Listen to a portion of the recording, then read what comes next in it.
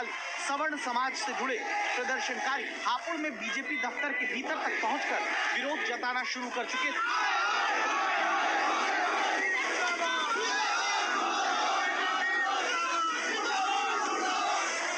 घर के बाहर विरोध में ये पोस्टर तक लगने लगे थे कि बीजेपी के नेता वोट मांगने ना आए। उत्तर प्रदेश, मध्य प्रदेश, बिहार तक होते प्रदर्शनों के बीच बीजेपी के नेता, सांसद, मंत्रियों तक को बोलना मुश्किल होने लगा था।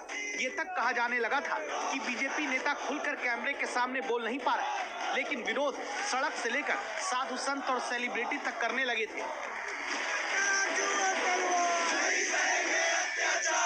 हम लोगों को प्रार्थना है, भारतीयों को बांटा ना जाए, जोड़ा जाए। इसके कारण अलगाववाद बढ़ेगा और संविधान के मौलिक अधिकार का हनन भी होगा। यूजीसी समाज के लिए दो धारी तलवार का काम करेगा। किसी के लिए ये विकास करेगा तो किसी का ये विनाश करेगा। एक बच्चे को खुश करने के लिए दूसरे को बेवजह थप्पड़ मत मारिए। आपकी ममता और स्नेह पर हम सबका बराबर अधिकार है। यूजीसी का काला कानून वापस ले लीजिए। इसी बीच खुद को यूजीसी के नए नियम में कॉलेज, यूनिवर्सिटी के भीतर भेदभाव का सबसे ज्यादा पीड़ित बताते सवर्ण समाज के लोगों की तरफ से सुप्रीम कोर्ट में मामला पहुंचा तो चीफ जस्टिस सूर्यकांत और जस्टिस जॉय माल्या बागची की खंडपीठ ने कहा कि जब भेदभाव की परिभाषा पहले से मौजूद है तो जाति आधारित भेदभाव को अलग से परिभाषित करने की जरूरत क्यों? ये नियम पहली नजर में अस्पष्ट है।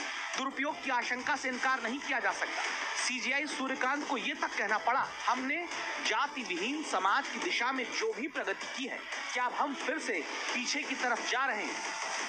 कोर्ट ने ये भी कहा है कि इसका दुरुपयोग हो सकता है। आज़ादी के 75 साल बाद भी हम जातिगत खानों से, खित्तों से ऊपर नहीं उठ। बिल्कुल देखिए, कोर्ट की हियरिंग के दौरान ये सारी बातें आई और कोर्ट की भी यही मंशा थी कि जातिगत भेदभाव खत्म हो, पूर्णतः खत्म हो। पर उसका ये मतलब नहीं है कि जिस तरह से इस रेगुलेशन की ड्राफ्टिंग की गई है, माननीय सुप्रीम कोर्ट ने आज बहस के दौरान इसकी जो लैंग्वेज है उसमें भी कहा कि वो लैंग्वेज में भी थोड़ा करेक्शन की जरूरत है और एक एक्सपर्ट कमेटी बनाने की भी बात कही। अब फिलहाल फिर से कॉलेज, यूनिवर्सिटी में